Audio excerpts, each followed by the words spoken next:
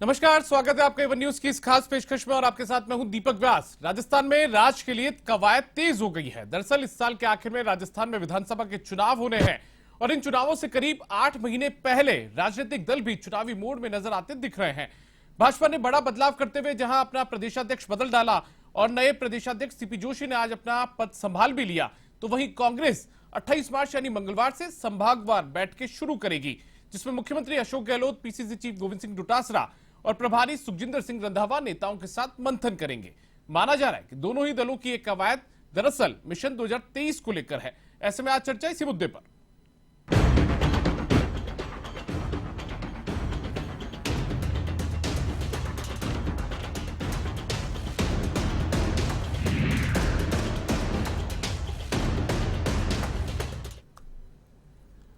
तो मिशन राजस्थान की शुरुआत दोनों ही राजनीतिक दलों ने कर दी है और इसी मुद्दे पर चर्चा के लिए हमारे साथ में दो खास मेहमान जुड़े हुए हमारे स्टूडियो में। आरसी चौधरी जी जो कि कांग्रेस के नेता हैं, साथ में मनीष पारिक जी जो कि बीजेपी के नेता हैं। आप दोनों का बहुत बहुत स्वागत है सर एवन न्यूज में। मनीष जी, मैं आपसे चर्चा की शुरुआत करना चाहूंगा। आज आपके नए प्रदेश अध्यक्ष ने पद संभाल भी लिया है, तो क्या माना जाए कि पूरी तरह चुनावी मोड में बीजेपी आ चुकी है? क्योंकि आज जब उन्होंने संबोधित अपने कार्यकर्ताओं को किया तो कन्हैयालाल का जिक्र भी किया और उसको लेकर, उदयपुर की घटना को लेकर उन्होंने कहीं ना कहीं राजस्थान की कांग्रेस सरकार को भी आड़े हाथों लिया। तो क्या मंशा जाहिर कर दी आपके नए प्रदेश अध्यक्ष ने? दीपक जी, सही बात है। जो राजस्थान में जिस तरह का शासन कांग्रेस का रहा है उसमें बड़ी बड़ी बातें हुई लेकिन काम कुछ नहीं हुआ।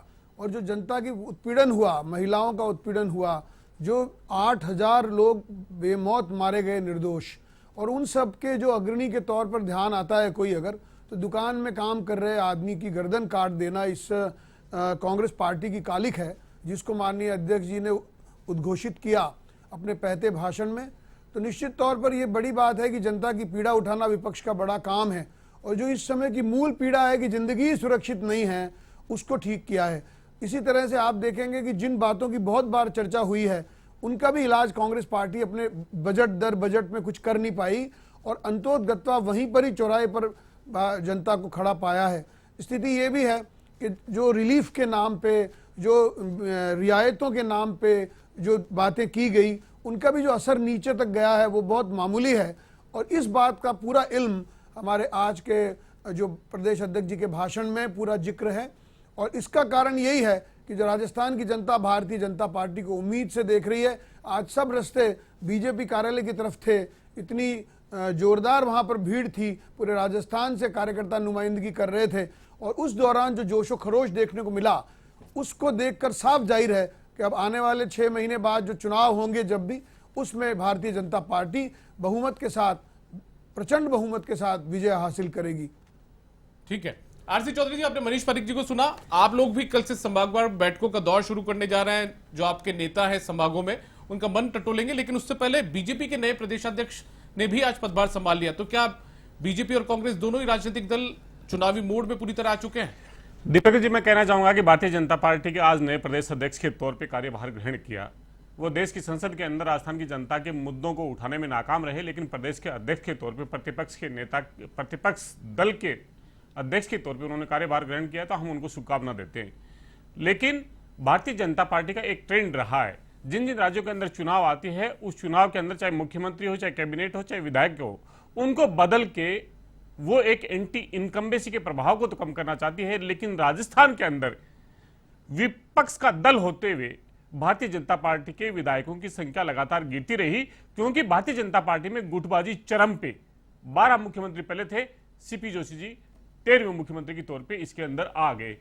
सबसे महत्वपूर्ण यह है, ये क्या जनता के मुद्दों को मुखर करेंगे, क्या अपने पार्टी के अंदर जो गुटबाजी है उसको दूर कर पाएंगे? और जिस प्रकार से उन्हें कहा गया कि मेवाड़ के अंदर नेता प्रतिपक्ष गुलाब चंद जी कटारिया जाने के बाद में एक वैक्यूम हो गया था, और वे कह रहे हैं कि उसको साथ देंगे। तो आज उनके वक्तव्य से यह तय हो गया कि भारतीय जनता पार्टी सिर्फ विभाजन की राजनीति के आधार पर ही चुनाव में उतरना चाहेगी। उसके पास में विकास का, योजनाओं का कोई मुद्दा नहीं है। वो सांसद है, केंद्र की सरकार की कोई योजना बताते राजस्थान के अंदर जो लेके आए हो, उनका उल्लेख करते, प्रतिपक्ष का जो पहले का जो उनका कार्यकाल था, जो यहाँ पे नेता थे, उनके आंदोलन का जिक्र करते, लेकिन उन्होंने उस रास्ते को चुना जिससे विभाजन की राजनीति शुरू होती है।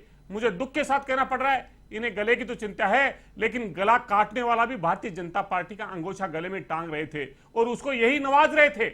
हम पूछना चाहते हैं, राजस्थान की पुलिस ने जांबाज इस तरीके से चंद घंटों के अंदर उसको गिरफ्तार करके एनआईए को सौंप दिया। वो जेल की सलाखों के पीछे, फांसी के फंदे पे कब होगा, ये मैं पूछना चाहता हूं भारतीय जनता पार्टी से। या फिर इनके लिए सिर्फ ये राजनीति हथियार है या राजनीतिक मुद्दा है।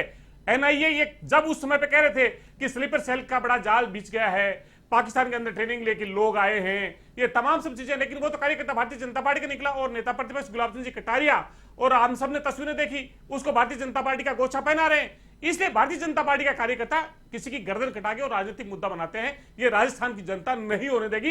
राजस्थान की जनता चुनाव है वो मुद्दों पे करेगी, और राजस्थान सरकार ने हर बजट के अंदर ऐसी सौगातें दी है कि विपक्ष को अपना मुंह चुप होगा, 1% नहीं उठा पाए। तमाम जो योजनाएं धरातल पे हैं, हर गली मोहल्ला, हर घर के हर सदस्य को जो राहत माननीय मुख्यमंत्री ने दी है, आज राजस्थान की 8 करोड़ जनता के चेहरे पे मुस्कान है और सरकार में भरोसा है। जब जब उपचुनाव हुए, उस उपचुनाव में हमें आशीर्वाद भी दिया, और जिस मेवाड़ की वो बात कर रहे हैं, वहां पे भारतीय जनता पार्टी नंबर 3 और नंबर 4 पे पहुंच गई। दरियावाद और वल्लभनगर का हमें उपचुनाव पता है, इसलिए अच्छा दिन है। इन्होंने आज अपना पदभार ग्रहण किया, बेहतर होता केंद्र की सरकार की योजना बताते, लेकिन योजनाएं है नहीं, क्योंकि विभाजन इनके लिए सबसे आसान मुद्दा है और राजस्थान की जनता इस विभाजन को नहीं, पूरे देश के अंदर एक नजीर दिखने जा रही है। दूसरा मैं कहना चाहूंगा कि भारतीय जनता पार्टी के नेता जेपी नड्डा जी अभी कह रहे थे राहुल गांधी जी ने ओबीसी का अपमान किया।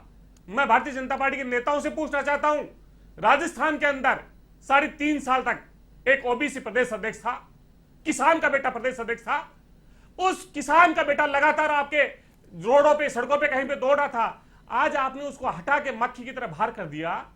ओबीसी का आपको अपमान होता हुआ समझ में नहीं आया, किसान के बेटे का अपमान होते हुए समझ में नहीं आया, तब आपको समझ में नहीं आता। अपनी सोलियत के आधार पे मुद्दे तय करती है भारतीय जनता पार्टी, कहीं पे जाति के करेगी, कहीं पे सांप्रदायिक करेगी, कहीं पे धर्म का करेगी। हम गुजारिश करना चाहते हैं, विकास के मुद्दों पे चर्चा कीजिए। पहले का आपका 5 साल का शासन था और आज कांग्रेस का शासन है, आंकड़ों की तुलना कीजिए, जनता के बीच में जाइए और राजस्थान की जनता का जो भाईचारा, प्रेम, सौहार्द, गंगा जमुनी तहजीब इस राज्य के है, उसको धूमिल करने का काम ना करें, इतना ही कहना चाहूंगा। और भारतीय जनता पार्टी में, ये भारतीय जनता पार्टी के नेताओं को सोचना है। एक छोटा सा वाक्य कहना चाहूंगा दीपक जी, कि चापलूसी एक ऐसी क्रीम है, चापलूसी एक ऐसी क्रीम है जो लगाता है वो निखर जाता है और जो लगवाता है वो बिखर जाता है। आज जिन्होंने अध्यक्ष पद का कार्यभार ग्रहण किया है, उनको हमने राष्ट्रपति के अभिभाषण पे जवाब देते हुए सुना। प्रधानमंत्री को उन्होंने राम से तुलना की, श्री राम से तुलना की, और राष्ट्रपति को उन्होंने सबरी बताया। ये किस प्रकार का स्टेब्लिश करना चाहते हैं? एक व्यक्ति को देव पुरुष और भगवान राम के बराबर में खड़ा करना चाह रहे हैं। कितने हास्य की बात है, कितने करोड़ों जो लोग हैं जिनकी आस्था भगवान श्री राम में है, उनका क्यों ये अपमान कर रहे हैं? ये मैं पूछना चाहता हूं भारतीय जनता पार्टी का। और आप कहें तो मैं वो वीडियो चला के दिखाना चाहता हूं, और उसी के आधार पे इन्हें ये जो पद से नवाजा गया है, इसलिए मैं कह रहा हूं ये जो चापलूसी है ये आपको ही खराब करेगी भैया, हमारे लिए कोई नहीं। हमने देखा है त्रेता युग में माता सबरी ऐसी बातें कर प्रभु रहे श्री राम का थोड़ा सा जूम हो करके दिखाइए ताकि लोगों को देख पाए और बता पाए। मनीष जी प्लीज आप बोलिएगा, प्लीज बोलिएगा, आप थोड़ा सुंदर दीजिए, सुंदर दीजिए। आपके नेता बोल रहे हैं, आपके अध्यक्ष बोल रहे हैं, तो हमारे नेता का आपके अध्यक्ष बोल रहे हैं, आपके अध्यक्ष हम तो खुद ही कह रहे हैं। मैं आपको निवेदन ये करना चाहता हूं कि जब ये इनको यही पता नहीं है, शबरी और राम का संबंध पता नहीं है कांग्रेस को, इसीलिए ऐसी बातें कर रहे हैं। और इन्होंने जिनके इनके जो नेता हैं वो आज मुकदमे कल ये में हैं, कहेंगे, उनका कल ये अपना कहेंगे हुक्म हुआ है। कि राम से बड़ा और अब इसके बाद मोदी है, ये दोनों कल बातें अपमान इन्होंने करेंगे कही उनका, है। ये हिंदू धर्म का भी अपमान करेंगे। और मैं तो सिर्फ इतना ही कहना चाहता हूं, चापलूसी से एक व्यक्ति तय करता है कि सबसे अच्छी चापलूसी कौन कर सकता है, उसको पद से नवाजा जाए और काम करने वालों को बधाया जाए। ये भारतीय जनता पार्टी मनीष जी, आप लोगों ने सोचा था कि ओबीसी का जो मुद्दा आप लोग बनाएंगे वो आरसी चौधरी जी आज आप लोगं के सामने यहाँ पर उठा देंगे, मैं आपको सतीश निवेदन पूनिया को पद करूं- से हटाने के मामले को लेकर। मैं आपको निवेदन करूं, जो शिक्षा मंत्री थे उनके बारे में अशोक गहलोत जी ने सरेआम अरे आप पूछा अपने अध्यक्ष की बता और उन्होंने दीजिए, पूछा अध्यक्ष से बता दीजिए। उन्होंने पूछा साढ़े कि 3 साल जिनके आपको साथ में पैसे आपने देने काम पड़ते किया, हैं ट्रांसफर के कैसे लिए। थे वो? शिक्षकों ने कैसे कहा थे? देने पड़ते क्या हैं, असफल थे? शिक्षकों ने कहा कैसा देने रहा? पड़ते बताइए हैं और उस भ्रष्टाचारी अरे मनीष जी, मंत्री बताइए को ना। इन्होंने अपने मनीष अध्यक्ष जी, बना लिया। मनीष आप जी, समझ आप अपने सकते अध्यक्ष नहीं बता हैं सकते। जो सत्ता का आज आपका और दिन है पैसों जिनके का साथ में पावर का साथ में गठजोड़ काम चल रहा है, किया। उसकी इतना हालत दुर्भाग्य से आप आप बोल देख नहीं रहे पा रहे। हैं। और आप इतनी देखिए गुटबाजी है मैंने बातों में, आपको आप कहा उसमें कुछ बोल नहीं पा जिस रहे। आदमी पर मनीष जी, कुछ भ्रष्टाचार का बताइए आरोप ना। था मेडिकल का, मनीष जी, कुछ जिसने बताइए ना, 30,000 अपने के पूर्व ऑक्सीजन अध्यक्ष कंसंट्रेटर को 1 लाख में खरीदा, मनीष जी, अपने पूर्व उस अध्यक्ष आदमी से को कुछ इन्होंने बोलिए ना। मंत्री से हटाना पड़ा। मनीष जी, इनको अपने पूर्व मंत्री से अध्यक्ष से हटाना कुछ पड़ा बोलिए। उसको जो रेवेन्यू के मिनिस्टर थे। इन्होंने प्रमोद भाया जी जिन्होंने 5,000 करोड़ पे बेच दी, 500 करोड़ में जिसको बेची 5 करोड़ में बेच दी 10,000 करोड़ की खान को, उनको नवाजा। तो ये जो कांग्रेस पार्टी और भ्रष्टाचार का अड्डा है, और मैं आपको बताना चाहता हूं इन्होंने जिस तरह से अपमान किया ये जाने, लेकिन इस जो राजस्थान सरकार को नाथी का बाड़ा बनाया वो तो जनता भूल नहीं सकती। और मैं आपको कहना चाहता हूं उसी का परिणाम है कि हमारे सतीश पूनिया जी ने 11 से ज्यादा आंदोलनों की अगुवाई करी। वो 8 बार वो जेल में गए और 3 बार उनके चोट लगी। मैं आपको बताना चाहता हूं ऐसे हमारे अध्यक्ष ने अभी आज जो जोशीला भाषण दिया है, उन्होंने वही काम कहा है कि ये कांग्रेस की ताबूत में आखिरी कील ठोकेंगे, और इसीलिए ठोकेंगे क्योंकि जनता परेशान है। मैं आपको कह रहा हूं सत्ता की भूखी नहीं है कांग्रेस पार्टी, ये भाजपा, लेकिन ये बात जब सत्ता के नाम पर कांग्रेस पार्टी ने जो जो काम करे हैं उसके कारण जनता को परेशानी हुई। मैं आपको अभी निवेदन कर रहा हूं, ये कह रहे थे कि गला कट जाए चाहे, पर कांग्रेस के कार्यकर्ता ने नहीं काटा। ये क्या बात हुई? पुलिस का काम तो आपका, अरे हमारा कार्यकर्ता नहीं था, गले में दुपट्टा डाल के तो साजिशन आते हैं, ये साजिशन आए हैं। अभी साजिशें पता चलेगी तो अलग बात है, लेकिन अभी चूंकि ये बड़ी बात है कि जो जनता सुरक्षित नहीं है जिस राज्य में, जहां पे जोधपुर में जहां से मुख्यमंत्री चुनाव जीत कर आते हैं, रात को दंगा होता है और रात की रात दंगाइयों को छुड़ाया जाता है। जब वहां पे करौली में दंगा हुआ, जहां पे झालावाड़ में दंगा हुआ, वहां पे क्या हाल हुए, और उसके बाद आज आप ये कह रहे हैं कि ये तो वही करते हैं बीजेपी के दुपट्टा लगा। मनीष जी, चुनाव की बात कर लेते हैं। चुनावी मोड में चूंकि आपके नए प्रदेश अध्यक्ष भी आ चुके हैं, जोशीला भाषण भी उन्होंने दिया, आज आपने खुद ने बताया, तो क्या पुराने वाले अध्यक्ष से बेहतर काम कर पाएंगे अब नए अध्यक्ष, और इनकी अगुवाई में ज्यादा सीटें जीतेंगे आप, ये उम्मीद? मैंने आपको कहा ये तो अध्यक्ष भारतीय जनता पार्टी के मुखिया हैं। जो पार्टी है वो कैडर बेस ऑर्गेनाइजेशन है, सब जानते हैं। हमारे 52,000 बूथ पे जो संगठन खड़ा है, जो आज पन्ना प्रमुख बने हैं, जो सब जगह पर बूथ समितियों का गठन हो चुका है, जो वहां पे फोटो युक्त बूथ समितियां बनी है, उसके कारण एक मास कैडर नीचे तक भारतीय जनता पार्टी का मौजूद है। इसलिए वो भारतीय जनता पार्टी का जो अभी जनाक्रोश यात्रा में भी जो बात इंगित हुई थी, उसमें वो बात नीचे तक गई थी। 10,000 आदमी एट अ टाइम इस कांग्रेस सरकार के खिलाफ सड़क पर थे, 200 रथों पे। तो मैं निवेदन करना चाहता हूं, वो सारी राजस्थान में बात पता चली है और इसीलिए ये हालात पैदा हुए हैं कि भाजपा की सरकार आने वाली है। मैं कहना चाहता हूं सेवा से संगठन जिस सतीश पूनिया जी ने चलाया, उसी सतीश पूनिया जी ने आज ये भी कहा है कि उसका परिणाम कार्यकर्ताओं को वो देते हैं, उसका पुरस्कार वो कार्यकर्ताओं को देते हैं। छोटा सा सवाल था मेरा तो कि अब बेहतर ज्यादा हो पाएगा बदलाव के बाद? मैंने आपको कहा परिवर्तन से लाभ होता है, एक बात। दूसरी बात ये जरूरी नहीं है, लेकिन ये दूसरी बात भी है कि आदमी से फर्क इसलिए नहीं पड़ता है क्योंकि संगठन इंपॉर्टेंट है। हमारे जो संगठन महामंत्री हैं जिनकी देखरेख पे योजना बनती है, वो सतीश पूनिया जी के साथ कदम से कदम मिलाकर चले। अभी नए अध्यक्ष भी उनके साथ मिलेंगे और संगठन काम करेगा। चलिए, पूरी कार्य समिति इकट्ठा काम। चर्चा को आगे बढ़ाते हैं। हमारे साथ में मनीष पारिक जी और आरसी चौधरी जी, दोनों मेहमान हमारे स्टूडियो में मौजूद हैं। आरसी चौधरी जी, मेरा सवाल आपसे है, बीजेपी ने नया अध्यक्ष बना दिया है, नए अध्यक्ष ने पदभार आज संभाल लिया है, दूसरी तरफ कल से आप भी संभागवार बैठकों का जो दौर है वो शुरू कर रहे हैं, तो क्या चिंता बढ़ाएगा बीजेपी में हुआ बदलाव आप लोगों के लिए?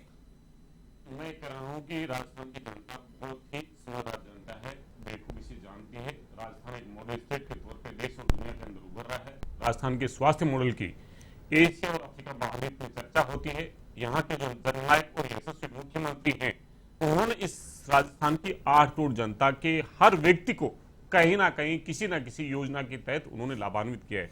आज गरीब और किसान और मजदूर का बेटा विश्व की टॉप 50 यूनिवर्सिटीज के अंदर अध्ययन कर रहा है। आज राजस्थान के अंदर किसान को 2000 यूनिट बिजली फ्री है।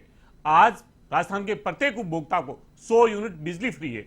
आज 76 लाख जो उज्ज्वला योजना देश के प्रधानमंत्री आंकड़ों में गिनाते थे, जो 414 रुपए का सिलेंडर होता था, आज 1100 रुपए से अधिक का कर दिया। वो राजस्थान की सरकार 76 लाख परिवारों को 500 रुपए में दे रही है। मुख्यमंत्री चिरंजीवी योजना राजस्थान के अंदर हर परिवार को 25 लाख का सुरक्षा कवच दे रही है, उन्हें स्वास्थ्य का अधिकार दे रही है राजस्थान की जनता को। यहां पे 10 लाख एक्सीडेंटल जो है वो कवरेज दे रही है। महात्मा गांधी अंग्रेजी महाविद्यालयों के अंदर राजस्थान के गरीब, वंचित और किसान का बच्चा उसी प्रकार शिक्षा प्राप्त कर रहा है जैसे जो कॉन्वेंट स्कूल्स होते हैं उसकी तरह और उनकी तर्ज पे कर रहा है। उसी मुद्दे के साथ जाएंगे आप? उसी मुद्दे के साथ मैं कह रहा हूं कि राजस्थान के अंदर हर जाति, धर्म और मजहब के लोग रहते हैं। वो शिक्षा किसी जाति और मजहब के आधार पर प्रवेश नहीं देती। राजस्थान का जो इंफ्रास्ट्रक्चर है वो राजस्थान की 8 करोड़ जनता उपयोग करती है। स्वास्थ्य का लाभ हर जाति, धर्म और मजहब के व्यक्ति को चाहिए। राजस्थान की जो योजनाएं हैं देश के अंदर नजीर बन रही है और राजस्थान की जनता है वो देश के अंदर नजीर पेश करेगी कि राजस्थान विभाजनकारी ताकतों को यहां पे श्रेय नहीं दे सकता। जो विपक्ष की भूमिका निभाने में जो नाकाम रहे और आज नेतृत्व परिवर्तन करके जनता के दिल पे उतरना चाह रहे हैं उसको वो स्वीकार नहीं करेंगी, क्योंकि वो उन 25 सांसदों में से एक सांसद है जिन्होंने राजस्थान की ओंकार देश की संसद में कभी गुंजायमान नहीं की। राजस्थान की जनता यह भी देख रही है कि इस पार्टी के अंदर जो नेता हैं चुनाव के आधार पर मुद्दे बनाते हैं। कभी इनके लिए ओबीसी का मुद्दा होता है, कभी अपमान का मुद्दा होता है और कभी दूसरा मुद्दा होता है।